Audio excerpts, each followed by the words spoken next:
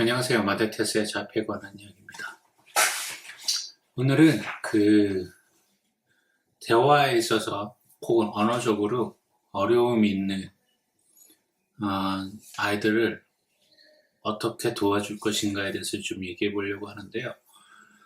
저는 이거를 좀 준비를 오랫동안 했어요. 왜냐하면 저희 아이가 non-verbal이잖아요. 그러니까 무발화 아이라서 아이가 얘기 시작하면 이렇게 도와줘야지, 이렇게 도와줘야지 라고 준비를 많이 해놨다가 지금 현재 16살인데 아직도 무발화예요.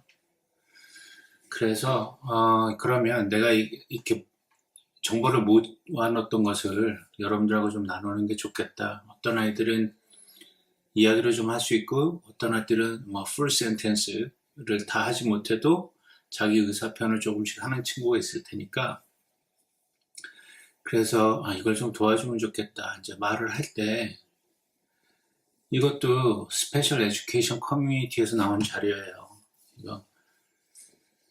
이런 거를 갖고 있으면 그러니까 이런 자료들이 파일드업 되면 또 너무 많아요. 그래서 다 적용해 보기도 너무 어렵고 그렇다고 집에서는 안 하는데 학교 가면서는 해요. 저희 아이가 그렇습니다. 저희 아이가 그 아이패드에 있는 AS 디바이스라고 해서 말을 도와주는 그 소프트웨어를 쓰는데 집에서는 본 적이 없어요. 센텐스를 만드는 것도 본 적이 없고 그걸로 맨날 yes or no만 하는데 스피치 테라피를 가거나 학교에서 가끔 들리는 얘기로는 이 아이가 오늘은 풀 센텐스로 얘기했다, 기계로. 그래서 깜짝 놀랄 때가 있습니다. 어쨌든 우리 아이들이 어떤 그 능력치가 있음에도 불구하고 이 집이라는 공간은 아무래도 릴렉스하고 칠하는 공간이잖아요.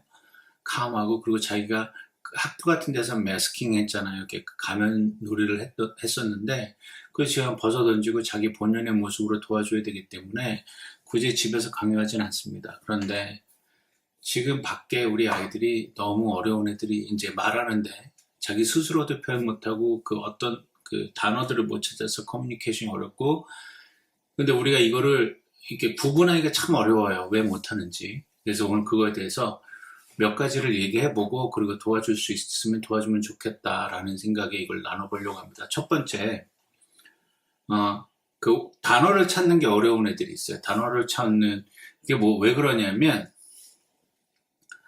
걱정거리가 있고요. 그리고 피곤해서 패티그가 있어서 그렇고요. 그리고 이 언어를 발달시키고 프로세스 하는데 다른 방법이 있는 거 우리가 모르는 이 아이만의 이 브레인 속에 있는 다른 방법이 있어서 그 단어를 찾는데 어려움이 있다고 그래요. 그러면 이걸 어떻게 도와주느냐? 천천히 말하고 그 다음에 멈출 수 있으면 그동안에 잠깐 멈췄다가 혹은 그 단어를 써보게 한다든가 제스처를 하게 된다든가 그렇게 해서 아이한테 이렇게 얘기하라고 하는 겁니다. 그러니까 상대방이랑 얘기할 때 커뮤니케이션상의 어려움이에요. 그러니까 아이가 얘기하고자 하는 사람하고 있을 때 이런 단어를 찾는 어려움이 있으면 잠깐만 나한테 시간을 줘. 영어라면 give me a second이잖아요. 잠깐만 줄래? 그리고 단어를 라이팅 하는 거죠. 그래서 상대방이 보여주거나 뭘 그려서 보여주거나 혹은 AS 디바이스나 태블릿 PC에서 단어를 찾아서 보여주거나 그래서 내가 지금 얘기하려는 중간에 뭔가 머릿속에서 프로세싱이 잘 안 돼서 놓치는 단어, 생각이 안 나는 단어가 있으면 그걸 이렇게 해주는 거예요. 저희도 그렇잖아요. 얘기하다 보면 단어가 생각이 갑자기 안 날 때가 있어요. 그래서 잠깐만 전화기 보고 이거 아니면 친구들이 개세하죠. You try to say this one, that one 뭐 이렇게 자꾸 물어보죠. 그리고 야 이거 우리 서로 설명하잖아요. 이거를 설명하는 단어가 뭐지? 뭐 이렇게 설명하는데 우리 친구들은 그게 약하니까 잠깐만 그리고 이제 이렇게 단어를 손에다 쓸 수 있게 그리고 미닝을 설명할 수 있는 그런 그림들을 그려서 알 수 있게끔 기회를 주라고 합니다. 그 다음에 두 번째. 우리 아이들이 커뮤니케이션 잘할 수도 있는데 sometime 애들이 잘못 이해하는 것에 대한 두려움이 있다 그래요. 그래서 그게 왜 그러냐면 내가 이야기했을 때 과거에 어떤 일로 인한 그 과거의 경험이 나를 좌절시켰거나 판단밖에 한 일이 있어. 그래서 무서운 거예요. 내가 이 말을 했을 때 상대방이 나를 판단하거나 나를 좌절시키면 어떡하지 하는 그 무서운 경험이 그 잘못 이해해서 내가 받는 불이익 때문에 주저할 때가 있어요. 그때는 어떻게 도와줘야 되냐면, 이거 화자도 그렇고, 이게 또 집에서부터 다 훈련하셔야 되는 거예요. 그래야 이제 아이가 밖에 나갔을 때 잘하는 거기 때문에, 집에서는, 시각적인 걸로 이렇게 그려주셔요. 그림을 그리든, 뭘 다시 쓰든, 혹은 집에 있으면, 아이하고 엄마가 대화하다가 아이가 못 알아듣는 것 같잖아요. 그러면, 그것을 다시 이야기해주면 되는 거예요. 그러면 다시 이야기해주고, 아니면 아이 보고 못 알아들었으니까 다시 그 부분을 다시 얘기해 줄래라고 질문을 하는 방법을 가르쳐 줘야 돼요. 그래서 엄마 나 못 알아들어서 다시 얘기해 줄래? 요 부분. 그래서 아이가 그 컨버세이션을 풀리 따라올 수 있도록 그렇게 도와주는 게 좋다고 합니다. 그 다음에 사람들이 지금 이 톤 정도로만 얘기해도 우리 말할 수 있는 아이들은 대수 좀 캐치업하거든요. 근데 우리가 보통의 사람들이 이 정도 속도로 얘기 안 해요. 조금 더 빠르죠. 그래서 굉장히 어떨 때는 못 알아듣겠어요. 거의 래핑하는 거, 래퍼들이 랩하는 것 같이 빠를 때가 있어요. 그러면 못하니까 우리 아이들은 머리에서 어떤 일들이 일어나냐면 이 소리가 너무 머리에 꽉 찬 거예요. 오버로드라 그래서 넘쳐버린 거예요. 이 아이가 핸들할 수 있는 소리의 감각을 넘쳐버린 거예요. 그래서 못 따라가거나 들어오는데 느려요. 그래서 프로세싱 적체가 생긴 거죠. 그래서 애가 그 fast conversation, 그 빠른 대화를 캐치업을 못하고 어려워요. 이럴 때는 대화할 때 wait, 잠깐만. 내가 지금 이걸 생각하고 있는 거야. 라고 가르쳐 주셔야 돼요. 그러니까 상대방에게 우리는 일반인들은 이게 그러니까 비장애인들은 이게 자연스러워요. 야, 잠깐만, 너 다시 얘기해요. 그거 아닌데 내가 미스했어. 다시 얘기해. 이렇게 얘기가 되잖아요. 근데 우리 아이들은 이것도 어려운데 그래서 이걸 잠깐 대화를 멈추고 상대방으로 하여금 내가 들을 수 있는 속도로 말할 수 있게끔 양해를 구해줘야 되는 거죠. 그래서 잠깐만 기다려줘. 내가 따라갈 수 있게. 그러면 조금 우리 아이를 배려하는 사람들이라면 속도나 대화의 간격을 좀 늦춰줄 수 있어요. 그러니까 이것도 집에서 엄마, 아빠, 아이가 훈련이 되면 자연스럽게 그렇게 될 거라고 생각합니다. 저희도 아이가 말을 못하지만 여러 번 물어봐요. 못 알아들었을까봐. 그래서 같은 문장을 3번 이상 물어봅니다. 그러니까 예를 들어서 Do you want to go to Disneyland? 그럼 yes or no밖에 못하거든요. 그러면 얘가 디즈니랜드는 알아요. 어렸을 때 가보기도 했고 TV에 자주 보는 그 애니메이션 디즈니 프로기 때문에 You want to go to Disneyland 하면 yes or no 하면 yes 물어봅니다. 그래서 다시 물어봐요. 얘가 correctly understand 했는지 Do you want to go to Disneyland? Yes or no. 그래서 반대로 이제 answer를 바꾸죠.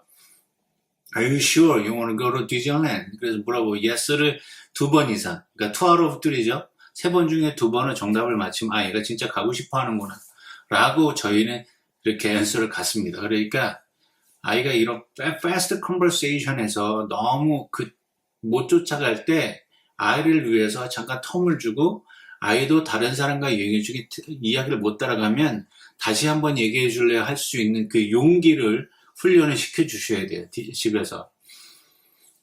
그 다음에 아이들이 우리 소셜 스킬이 약하잖아요. 그래서 저희 자폐 아이들은 이 그룹톡 한 3-4명이 있는 거를 거기에 대화를 끼기를 어려워해요.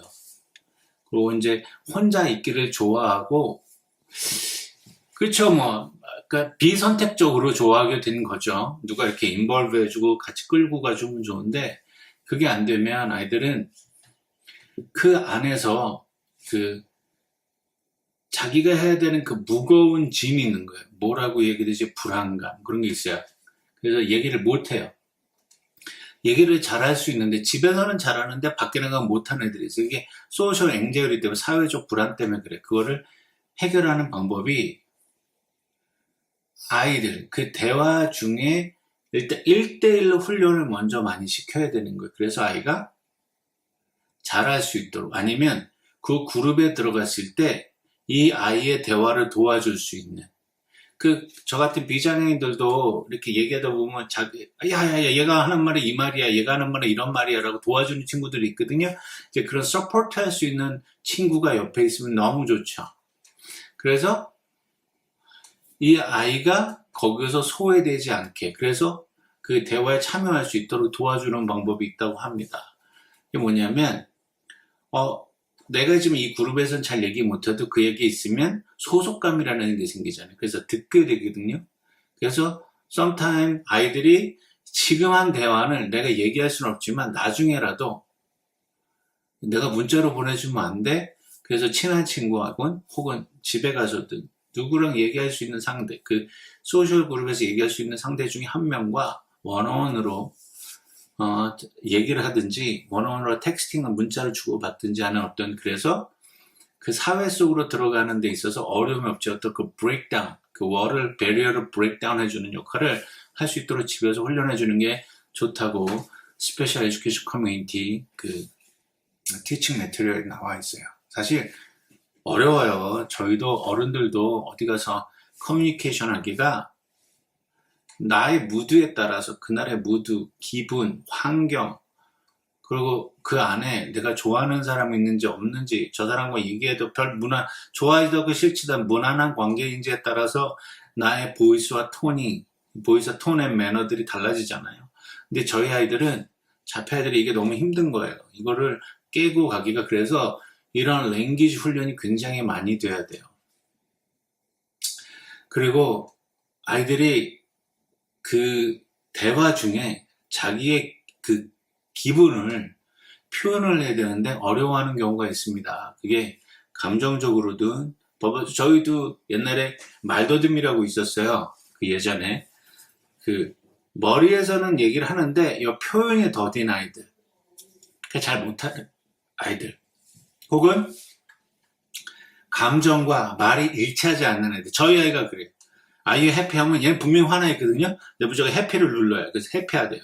내가 Are you mad? 그럼 그때서 yes 라고 얘기해요. 그러니까 자기 그런 거 어려워할 때는 그 이모셔널 차트가 있어요. 그 감정 표현할 차트를 보여주고 나는 지금 현재 이런 상황이다. 이게 프로세싱이 늦어서 이게 늦게 나오거나 내 얼굴 표정과 말이 매치가 안 되면 너무 어렵잖아요. 대화에서. 그러니까 이런 걸 얘기해 줄 수 있도록 도와주는 게 필요합니다. 그게 차트든지. 근데 이 아이가 자기 감정을 표현할 수 있는 누군가, 이 아이를 보호해주고 이 아이가 리인해서 기댈 수 있는 사람이어야만 이게 가능해요. 그래야 보통 긴장들이 줄어들거든요. 이게 긴장이 많으면 아이들이 얘기를 잘 못해요. 저희도 그렇잖아요. 100명, 200명 앞에서 그 스피치를 해본 사람들은 500명, 1000명이 돼서 할 수 있어요. 근데 10명에서 못한 사람은 100명 앞에 가서도 못 서서 어려워요. 왜냐하면 이거 훈련이잖아요. 그러니까 이게 이런 커뮤니케이션 어려움에 대해서 계속 훈련을 시켜주지 않으면 우리 아이들이 밖에 나가서 너무 어려울 것 같아요. 그래서 집에서 부모님과 이런 지금 오늘 제가 가르친 부모님과 형제 혹은 뭐 친척들이 우리 아이의 그 대화 스킬을 키워줄 수 있으면 너무 좋겠다는 생각이 들어서 오늘 이 얘기를 나눠놓고요. 마지막으로 제가 책을 하나 썼습니다. 여기 보시면 You are doing amazing 이라고 제가 이거 자막을 달아드릴 거예요. You are doing amazing 이라는 책을 썼습니다. 제 유튜브를 지난 4년 동안 쭉 보신 분들은 알 거예요. 거기에서 나눴던 얘기들도 좀 들어있고요. 그 다음에 유튜브에서 나누지 못했던 얘기들도 좀 썼습니다. 제가 이 책을 내게 된 용기는 이 캘리포니아 오렌지 카운티나 타카라는 그 자폐 커뮤니티 큰 게 있어요. 거기에 제가 한 달에 한 번은 커피 모임에 나가거든요.